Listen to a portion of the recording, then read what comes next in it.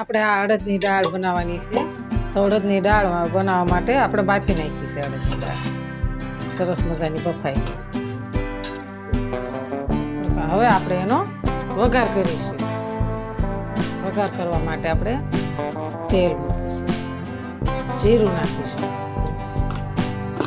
અને પછી આપણે લસણ નાખીશું,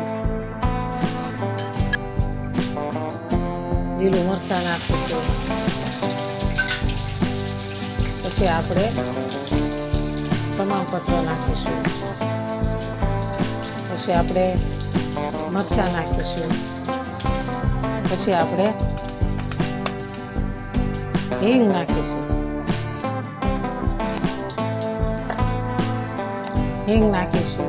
પછી કૂટેલું મરચું નાખીશું, પછી આપણે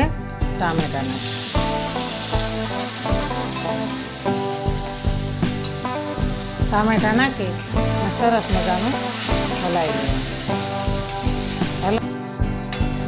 સરસ આપણે હલાવવાનું છે. ટમેટા ચડી જાય એટલે પછી આપણે દાળ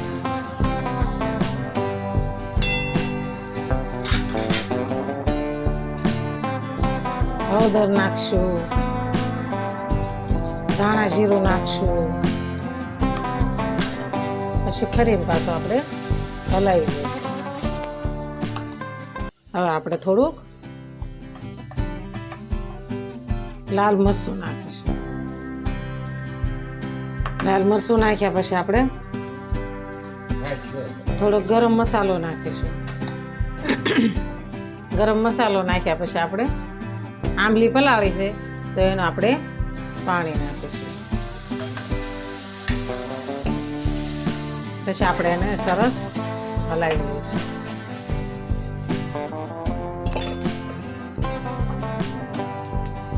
આપણો સરસ થઈ ગયો છે. હવે આપણે દાળ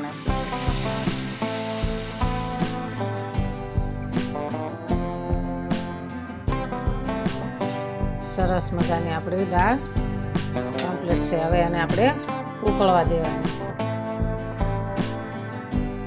સ્વાદ પ્રમાણે આપણે ખાંડ નાખીશું, સ્વાદ પ્રમાણે મીઠું નાખીશું,